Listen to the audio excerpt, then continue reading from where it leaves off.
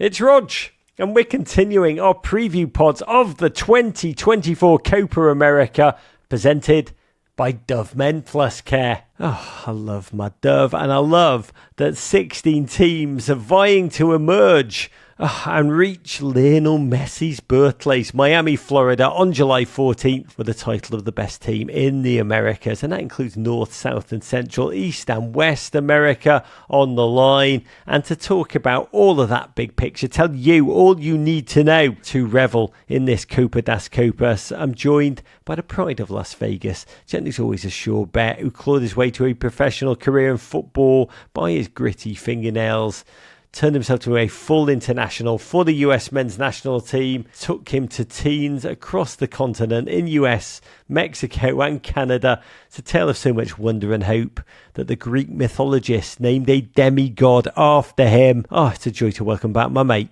It's Herculez Gomez. Raj, my man, thank you. I love your intros. I have to start practicing those intros because I could only dream of being as good. How you doing, my man? Oh, mate, Herc, you wrote that intro and told me to read it. You said, here, say well, nice you read things it very about well. me. You read it well. Thank you, you beautiful man. I do whatever you tell me. Look, this summer surely culminates with Greg Berhalter, Vinny Jr. and DJ Khaled sharing some vaca frita and margs while dancing topless on Miami Beach. The question is how we get there. That is really the story. And in this podcast special, we'll drill down on groups B and D of the Copa América. And if you haven't listened to our first two preview pods, the first going deep on the United States of America, the second welcoming Jesse Marsh to talk about his Canada. Yes, his Canada's group. Don't touch that dial. That's no problem at all. Since some of this is all sequential, you can actually listen in any order you like. But this tournament will play out over 14 cities in the United States.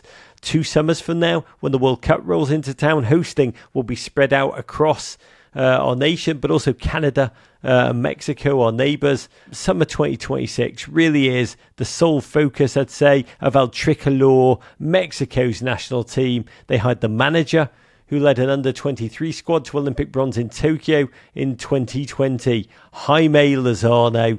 Last World Cup, they're amongst the older squads.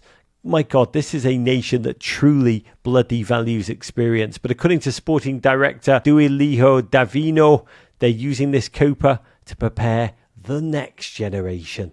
Out went 38-year-old, 150-cap curly-top goalkeeper Memo Ochoa, somehow only Mexico's third highest appearance maker.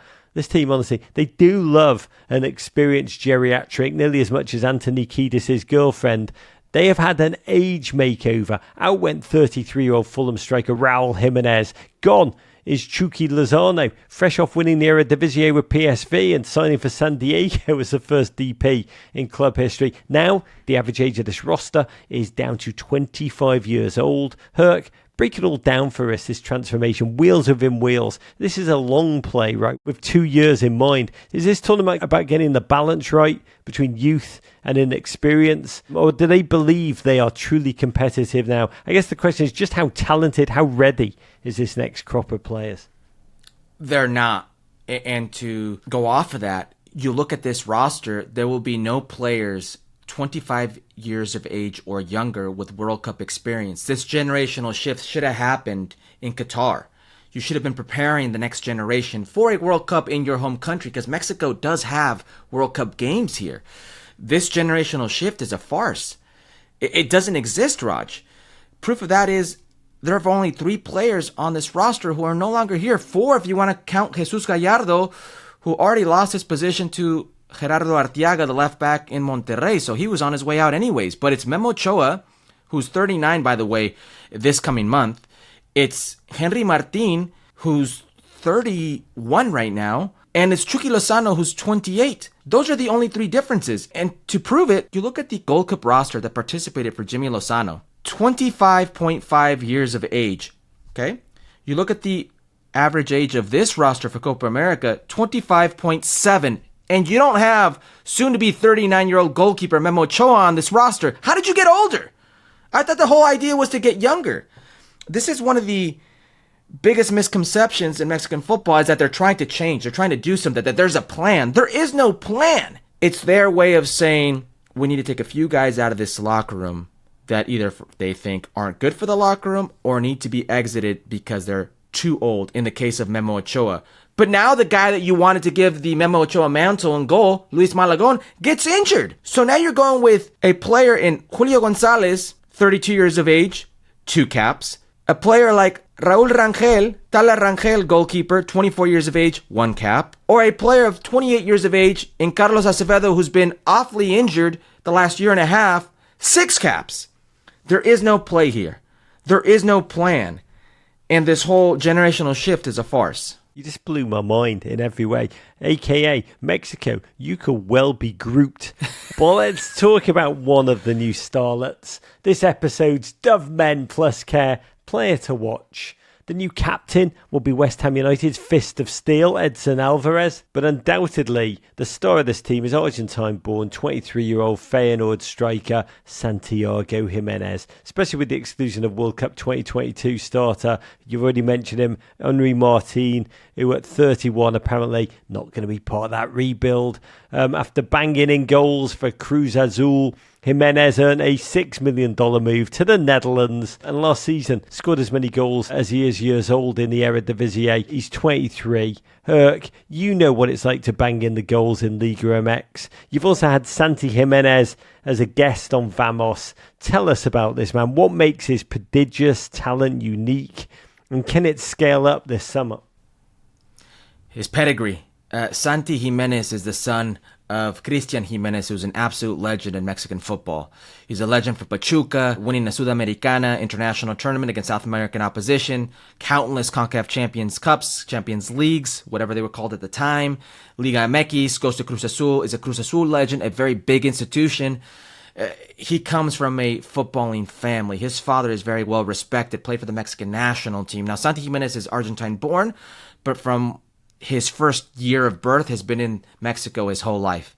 Identifies as a Mexican, feels very proud of representing Mexico. And a team like Cruz Azul for the longest time was like the Cubbies. Could never get over the hump. Had that curse on them, if you will. Finally does it.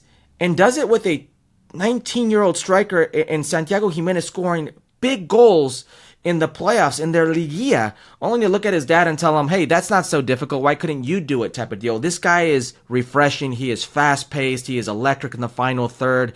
A lefty, very good at getting in behind defenses, a la Darwin Nunez, a guy that could score aerial duels on you. He's a finisher's finisher, but he's got that pedigree and background to him. And while other 21, 22-year-old kids are thinking about what they wear, what they drive, who they're going to be seen with, he's of a very focused family. They have a plan for him. And so far that plan is on course. There aren't too many players his age with his professionalism. He scored a bunch of goals in the Eredivisie. He's been on some of the radars of the biggest teams in the world. We've heard in the last year Real Madrid, we've heard Arsenal, we've heard Spurs. I think he will end up at Spurs. We've heard Milan, we've heard Inter. He really is that player going forward. But he's not been able to put it together with the Mexican national team. That's where he's still not been consistent. And it's because of that, it's because he's not had that run that Henry Martin isn't here. Henry Martin, who's been always Jimmy Lozano, the head coach of the Mexican national team, his guy. At the Olympics, when Santi Giménez didn't go, Henry Martin was his guy. In the Gold Cup, when Santi Giménez wasn't the starter, Henry Martin was his guy. Well, now he's not there. And the whole premise behind this is, Santi, this is your team now. You are going to get the first team reps, the first team opportunities to prove this is your team, to be ready not only for this Copa América, but for 2026. So in short, Santi Giménez is the player at the club level that Mexico want him to be, but he's not been the player at the international level that Mexico need him to be. The build-up of this tournament, one of those friendlies, it's not supposed to mean anything, but kind of might mean a whole lot. The 4-0 loss to Uruguay. Darwin Nunez just shaking that can of Four Loko all over the Mexican defence en route to a hat-trick. Afterwards, the great Marcelo Bielsa, the mentor of Pep Guardiola and high-press savants everywhere. He told Mexico, remarkably, that they should have taken the game more seriously. And it's because of things like this that the coach himself, Lozano, is on shaky ground. Despite the alleged length of the project, the alleged transformation, the starting goalkeeper Malajon of Club America, as you mentioned, went down injured. The two backups don't have a cap between them as of a month ago. They did manage a pride-salvaging narrow 3-2 loss to Brazil. But what type of ragtag big green turnaround are Mexico going to need in this tournament to keep the manager employed until at least the next World Cup? I think not getting grouped. And this is a very tricky group. This could be the group of death, Raj. People see on paper Ecuador, they see Venezuela, they see Jamaica, and they think it'd be very easy for Mexico. Don't get me wrong, I could see Mexico winning this group. For the odd makers, they're the top team to finish first in this group. They're not for me. I see a very tricky group. Jamaica recently has given Mexico problems. They've not beaten Mexico since 2017, but they've given Mexico problems. This is a team that presents certain difficulties for Mexico. Those difficulties being athletic, vertical, difficult, physical duels that cost this Mexican generation. This Mexican generation, who I believe is the worst Mexican generation that I've seen in my lifetime. It is so easy now to get an appearance for the Mexican national team in a way that it's never been. When I was playing in Liga MX, you had to win goal-scoring titles. You had to win Balón de Oros, which are essentially the best player in your position, a award ceremony they hold after every season, multiple, to get even a consideration on this Mexican national team. Now, it's a good half season. You don't even have to start on your club team. You just have to be Mexican and show that you have something different. It's been that easy. So when I look at this group, I just see difficulties for this Mexican national team in style of play and their ability to get out of. So it's a situation where Jimmy Lozano, he's the coach right now and he's been ratified. They've said he's going to be the coach in 2026.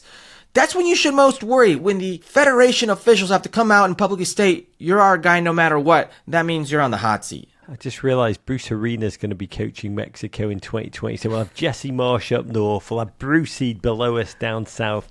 It's going to be magnificent. But first up for Mexico, our CONCACAF brethren, Jamaica, 9 p.m. Eastern, Saturday, June 22nd in Houston. By the way, if you want to go deeper on the Reggae Boys, check out my recent interview with my friend, the Icelandic dentist turned World Cup manager, Heimir Hallgrímsson, from back in March. I really love that gent. I think life has been a bit of a root canal for Jamaica. Biggest news on the roster running into this, Aston Villa's bullion attacker Leon Bailey withdrew, retired from international consideration ahead of the tournament. He railed against the unprofessional upstairs decision makers in the Jamaican Federation, said they'll hold back the game for generations if they're not replaced, saying sometimes you get flight details at 11 p.m. the day before games. Herc, have you talked to players on this team? Do you have a sense of the level of corruption, chaos, disorganisation? What is really going on behind the scenes? Unfortunately, it's a lot that we've seen before when it comes to Caribbean and Central countries in this confederation and lack of professionalism from the federation. Leon Bailey's an incredible talent. Aston Villa Champions League team. He had, for my money, the best CONCACAF season out of any player, and that includes Christian Pulisic. He was that good in the Premier League level. There's a certain standard that he is held to at that level that one expects no matter where you go. And he claims a lack of professionalism in the flights and the way that they were connected and the way that they were sorted out in the training and the methods and the treatment and how he goes to Jamaica. And Jamaica is an enigma for me because I see the talent that they have. Damari Gray, Bobby Cordova-Reed, Mikel Antonio, Hector, all these different type of players that you say this team should be different on paper. And yet they can't get it together when they're together. Leon Bailey, to show, was actually called up for this Copa America. He's on their official roster, and Leon Bailey, and I am paraphrasing, pretty much said, this is misinformation and misleading. It is not true. So there's a big old mess right now, and unfortunately for our Icelandic friend, he's the one who has to clean it up. Given that, I still think it's a situation where Jamaica can present a ton of problems for a lot of teams here, but certainly when it comes to Leon Bailey and his situation and his current hiatus from this team, it is a perfect example of just how dysfunctional this team is. After the opening match against Mexico, Jamaica plays Ecuador, 6 p.m. Eastern, Wednesday, June 26. A team truly bristling with talent. Chelsea's lungs and legs midfielder Moises Caicedo, Leverkusen's slick, flexible defender Piero Incapi, the most talented, just might be, 17-year-old teenager Kendry Pajes. According to the Athletic quote, the only people who don't expect Pajes to become the best footballer Ecuador's ever produced are those who are convinced he already is. And this gentleman it's a remarkable story. Grew up in a poor neighbourhood of Guayaquil, second largest city in the nation, came through the youth academy at Independiente de Valle, one of the best in South America. What the club calls its high performance centre, nestled in the rolling hills outside of Quito. A first team player before he could drive. The kid is signed for Chelsea Football Club, a transfer that will go through once he turns 18 and can legally, sign a contract. Chelsea fans will be craning their necks to peer across the Atlantic and get a glimpse of their next star to find out, is he possibly a better finisher than Nico Jackson? What are they likely to see this summer, Herc? Well, he's been touted as one of the best young players on the planet. Kendry Pajes to Chelsea, it's a big transfer. Independiente del Valle, he's a player who's left-footed. He loves to dribble. He's got great vision. He's played out wide, but I think lacks the pace to be a wide player. He's more of a central figure. Great vision, passing, technical ability, the ability to link up with other players. He really is a talent. And you've seen it at the club level. You've seen it for Ecuador. They're bringing him along slowly, but he really is that talent. How he will fit into the Chelsea system is something different. I honestly see him more in a Cole Palmer type of role, but what are you going to do? Move Cole Palmer? He is 17, just turned 17 in May. That's how ridiculous of a talent he is. So he will be somebody for the future, but he's as good as they get. If you talk about teenagers in the world right now, he's one of the best. You've just described Ecuadorian Cavan Sullivan. That's right. That's right. He's a good player. This guy has it all. Listen, he's a great dribbler, good in between the lines, very excited in the final third, can score you goals. I just think he's in a position right now where you're not going to move Cole Palmer. Rounding out the group, Venezuela, little brother of CONMEBOL, team that's never qualified for the World Cup. Its most noteworthy footballing achievement, a semi-final finish in the 2011 Copa America. Though this next generation, including Manchester City's Cyril Loney and current Girona midfielder Yangel Herrera, did make it to the final of the Under-20 World Cup in 2017, where they lost to England. They'll be led for one last time by midfielder Tomas Rincon, first Venezuelan to play for Juventus, as well as the old Everton legend Solomon Rondon. We still treasure all that one goals that you scored for us. Yes, count them. One that he got in the Premier League, now definitely nailed on to be the Copa's top scorer. Very, very quick one, Herc. How far are Mexico going to get in this tournament? I think they get grouped. How do you say that in Spanish? There is no term in Spanish, but that se quedan en el camino del grupo is what I would say. They would stay somewhere along the road of that group phase. Unfortunately for Mexico, I think they lack the talent. I think this is a tricky group. If I were to see Mexico topping the group, I could believe it only because of the unbelievable home support that they will have in this tournament. They will be undoubtedly the home team anywhere they go. And that is a massive, massive plus, massive push for any player in any situation. But they've not proven to be a quality team. And Venezuela has, in that final third, players that can really hurt you. Believe me, Solomon Rondon's hurt me plenty. I know that all too bloody well. By the way, grouped in Spanish sounds so romantic. Everything sounds romantic in Spanish. Grouped, there's just something vulgar and brutal. I still can't get over that term. Group D, where you could make a lip-smacking, tasty starting 11 of the players not called up by Brazil to this tournament. Manchester City tattoo canvas Ederson out with a fractured eye socket. Boeing enthusiast Neymar ACL half a year ago torn, and my hero Richarlison not selected. Gabriel Jesus deemed surplus to requirements, which leaves us Real Madrid duo Vinny Jr. and Rodrigo. It's the main men. I suppose if it's good enough to win the Champions League, it might work a little bit in the Copa. That's the theory. Joining them both in the Brazil attack and at Madrid next season, as soon as he turns 18. It's the theme of this podcast. Is tree trunk thighed striker Endrick, the youngest Brazilian goal scorer since Pelé. My God, that's just incredible. Youngest player to score an international goal at Wembley. This kid, this child, is just a blur on the field. I watched Tim Ream try and chase him down. Kid had about 72 years and about 40 miles per hour on poor Tim. Tim still did him, by the way. God bless you, Tim Ream.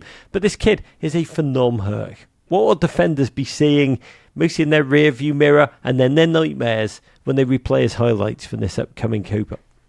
And they'll be seeing it for years to come. Electrifying pace, technical ability, the finishing ability. I mean, I hear his name mentioned a lot, the Pelé, maybe only because he's a teenager, but I see a younger Romario type of player. This guy's electric in the final third. He can do you in. The intangibles that he has are something else, whether it's right foot, left foot, whether it's in behind, at his feet, dribbling, whether it's striking the ball, his heading ability. He's got 3 goals for the Brazilian national team, just against Spain, England, and the header he scored against Mexico on U.S. soil not too long ago. He really is a complete player. I don't know how many of our audience members remember Romario and how good Romario was. I compare him to a Romario type of player. He's electric.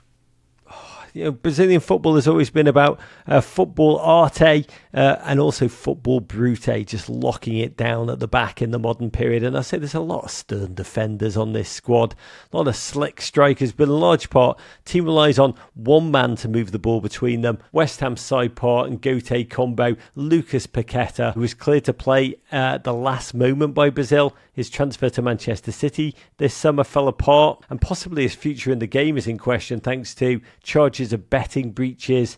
He allegedly gambled on his own games, including that he would pick up the most slapstick yellow cards possible. Kids, that's not the type of betting on yourself you want to be doing in life. I mean, if there is a question about this Brazilian team, it is that midfield. It can be controlled. Yeah, and I think the U.S. men's national team proved it.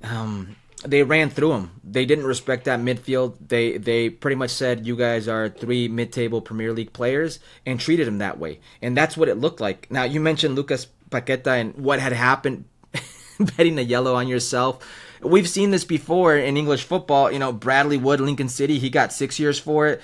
Kyan Isaac of Stratford Town, he got 10 years for it. We saw this in Major League Soccer. Max Alves, fellow Brazilian for the Colorado Rapids, he actually was investigated and charged and suspended, but he did less than 6 months. He's back in Brazil playing right now. So I really don't know what's going to happen to Lucas Paqueta. Maybe that's still on the table, but yes, he'll have his own problems to worry about on the field as well. If you recall versus Mexico, he gave up the ball that ended up in Mexico scoring their first goal. He was at fault in the header he missed in the second goal.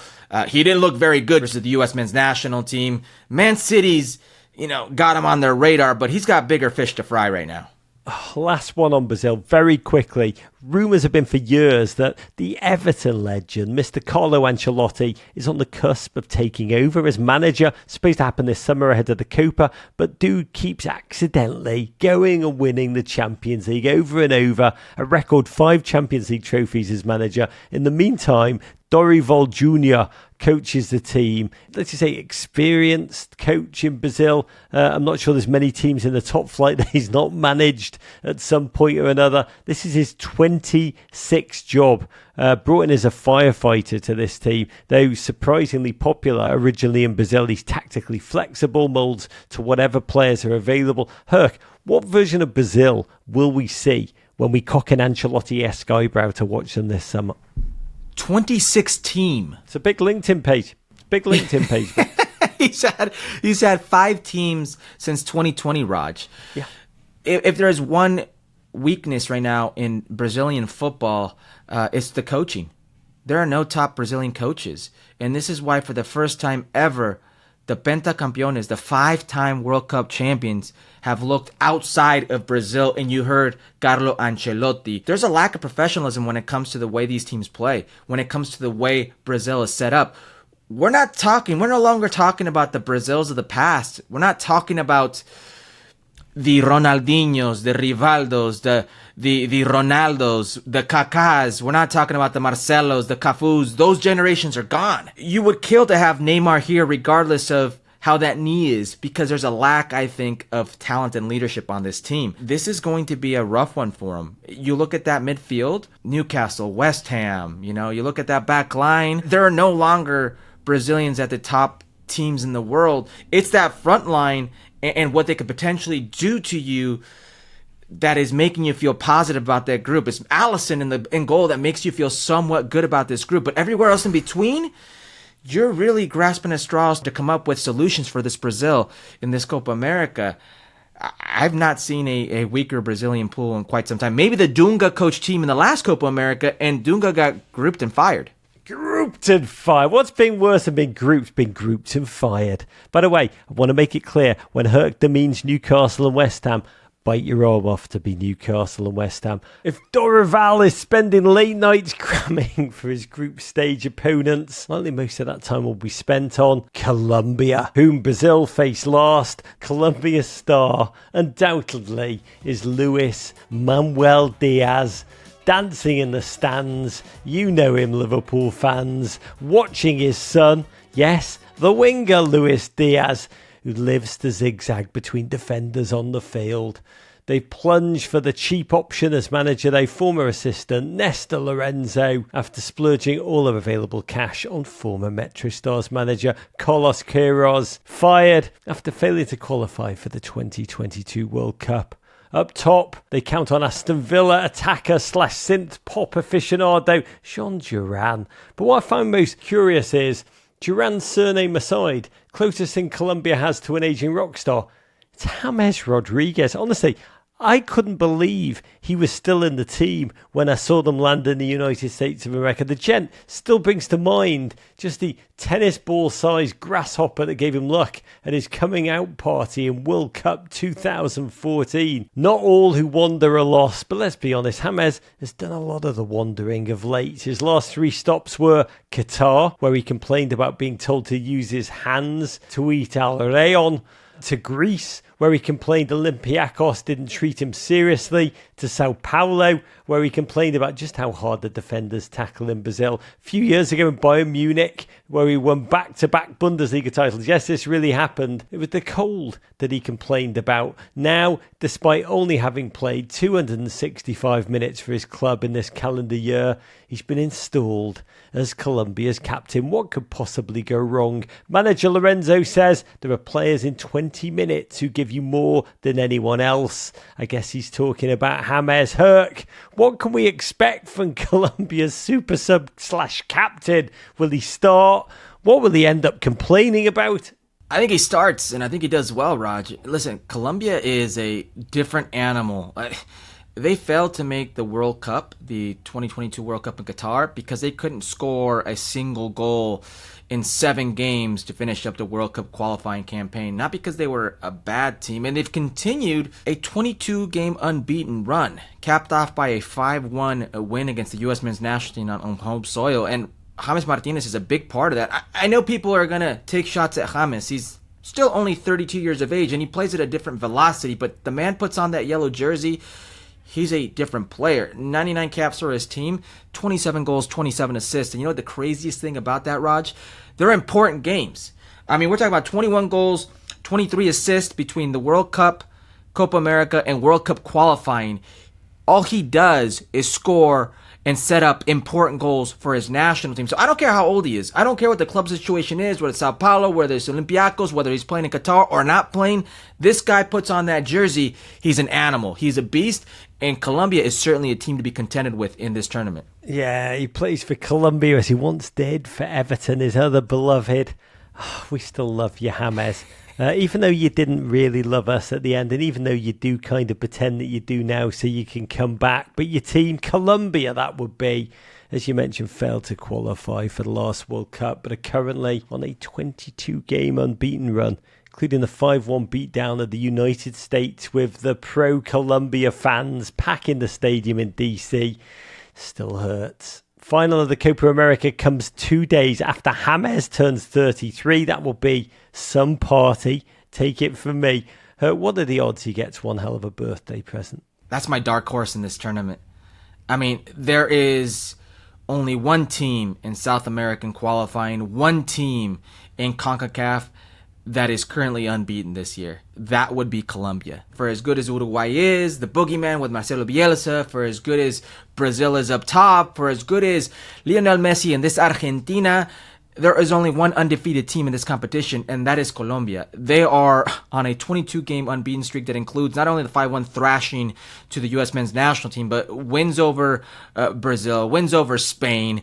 This team right now is flying, and I can't sit here and tell you that it's impossible to think that James Rodriguez will be celebrating his birthday with a trophy. That would be the best birthday present of all time. And the quest for that begins 6 p.m. Monday, June 24th versus Paraguay. It's far from a vintage Paraguayan team, even though the inclusion of Premier League attackers Miguel Almiron, he have the cheeky grin wider than his face. I don't know how that works, but it's true. 45 Newcastle United appearances this season. Julio Enciso scored the Premier League goal of the season last year, but a struggle with injury for Brighton and Hove Albion this season. Notably, their coach, Daniel Garnero, he's an Argentine. In fact, he's one of 7 Argentine coaches in charge of the 10 national teams in CONMEBOL. It's remarkable. What's going on there? They're like the Basques of South America. What is the mate that makes Argentine coaches as good and travel so bloody well? Yeah, I just took a shot at Brazilian coaches when we were talking about Brazil.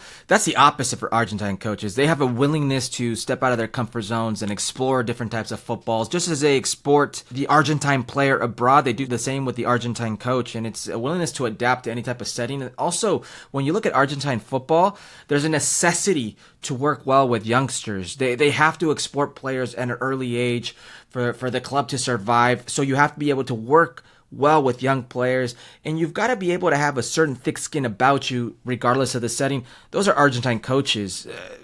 I've played for more Argentine coaches than I probably would have enjoyed in my career, and they all have something just distinct about them. Is the passion when it comes to the sport and the no holds barred of the game when it comes to transmitting their football. It's their way or the highway, and usually that way is a good way.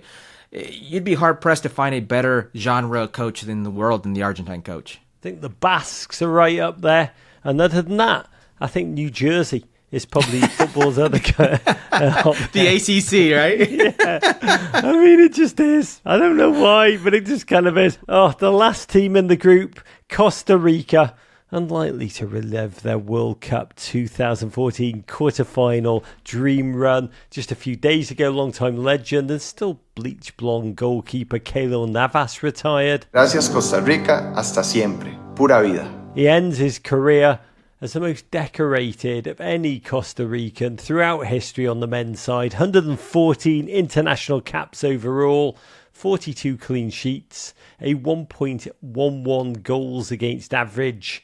In that 2014 World Cup fairy tale, he made 15 blocks in one game against Greece. It's like Tim Howard level heroics. He's also 3 Champions League trophies won with Real Madrid, 3 Ligue 1 gongs with Paris Saint-Germain, where his contract expires this summer. Keylor Navas, constantly underrated, and I'd say underappreciated, pretty bloody well everywhere he goes. But does he have the claim, I know this is blasphemous, Tony Meola fans, to being the best CONCACAF player of all time?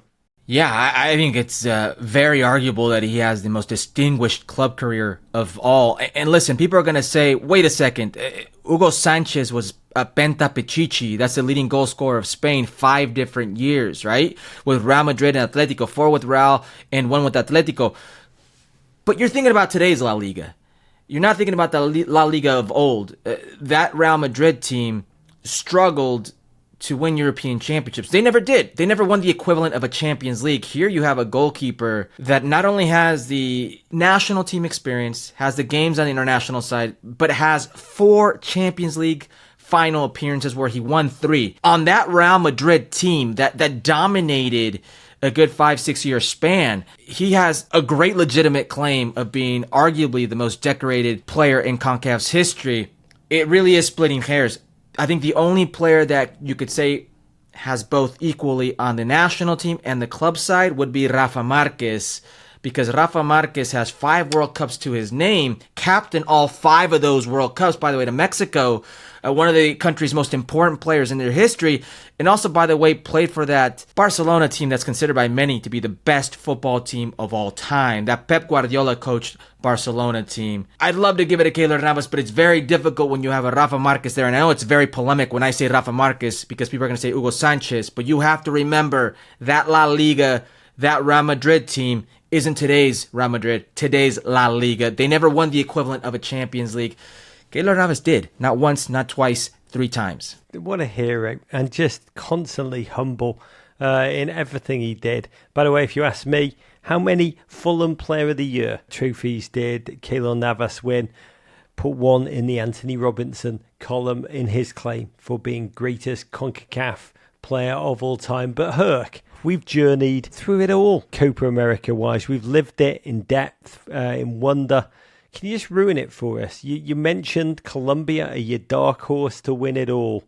Was that you just saying behind the United States who are your favourite, or is there another team that you believe in Miami will be raising the trophy? There's another team. I'd love to see another team win it, but there's only one team that's destined to win it, and that is Argentina. That is Lionel Messi, and it's set up beautifully for him to hoist this in Miami. I mean, could you imagine how the destiny says, win another trophy, do it in your new hometown, and then eat all the shitty pizzas?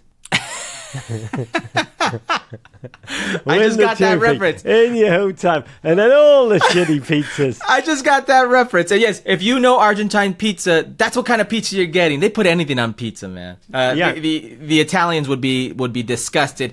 Chiellini would be so angry he'd come back from retirement just to tackle all the Argentines in this tournament. He'd say, Western, do you remember when I mocked you about your salad sauces? That was nothing compared to the war crimes that Messi's doing against pizza. But that's ultimately it. You see Argentina first, Colombia your dark horse. Any other possibilities in the mix? Uruguay.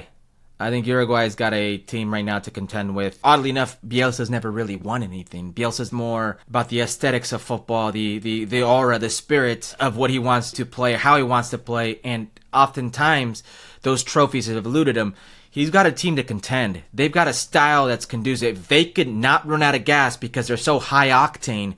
They've got a very good chance of upsetting a lot of people.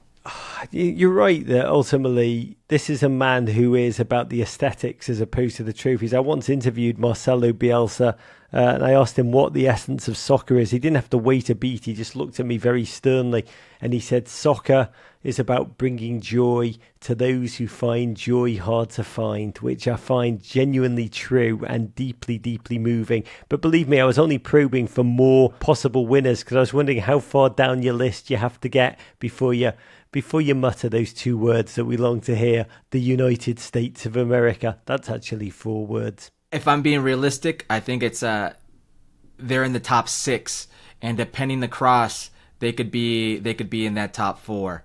But it all depends on how they can deal with the group and Uruguay, which I think are massive favorites in that group. And being grouped, which, my God, sounds like something that only happens at the end of Godfather movies. And as a new word in my vocabulary, which will haunt me throughout this tournament. We will get to speak to you throughout this tournament, this summer of soccer, this festoon of festivities. It all begins June 20th, culminates July 14th in Miami. We will find out who es tu papa to whom then. And I am going to blow up my inflatable pool flamingo as we speak. A Michelob Ultra in one hand, and a Cubano sandwich in the other. I will meet you there, Herc, as you continue to do your work on is it a nightly basis, Football Americas on ESPN?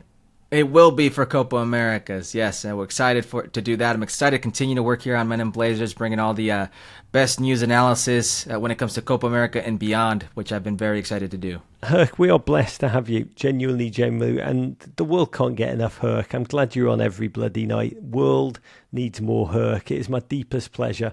Can't wait to experience these games with you and all our listeners. What a journey we are on, as they say in Miami.